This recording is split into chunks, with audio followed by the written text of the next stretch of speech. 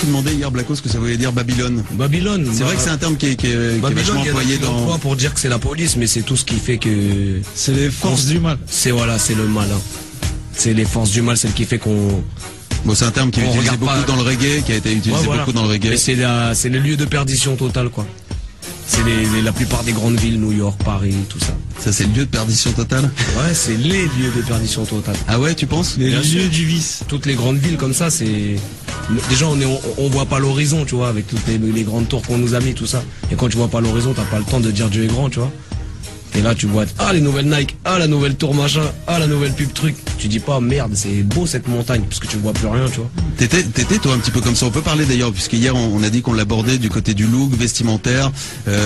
Hier c'était quelqu'un qui tu réagissais à un message qui arrivait en disant ouais mais elle est pas sûre de me reconnaître maintenant, j'ai la barbe et tout. Non mais c'est quoi? Explique-nous un petit peu pour les gens. C'est voilà, déjà depuis tout petit j'avais des, tu vois, j'ai toujours sans savoir pourquoi aimer. C'est apprécier les rastas, tout ça, l'image que ça avait, tu vois.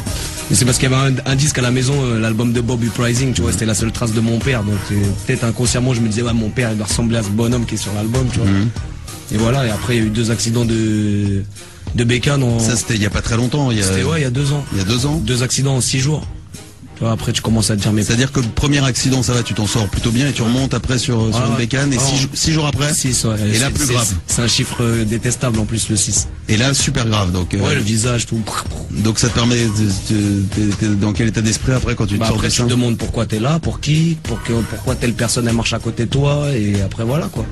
Tu te dis pourquoi il m'a pas enlevé. Si je suis là, bah, c'est que j'ai forcément un truc à faire ou un truc à rectifier. Et quand tu disais par rapport au look, c'est parce que c'est vrai qu'avant, quand tu venais pour les premiers Planet Rap, t'avais un peu le crâne rasé, t'avais lunettes de soleil, les marques, tout. Non, avant j'étais dans le joyeux bateau. J'appelle ça le joyeux bateau. Là je vois que je vis pour moi maintenant aujourd'hui. Avant c'était trop faire gaffe à l'apparence, au truc.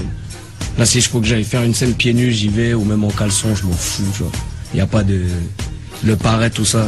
Comment vous le voyez vous? C'est pareil, c'est même Blacko, ça choque que ceux qui n'ont pas vu, tu vois, qui voient une photo après une boîte. Il y a un moment vous l'avez trop échangé ou pas? Non mais quelque part ça. On a vu la progression.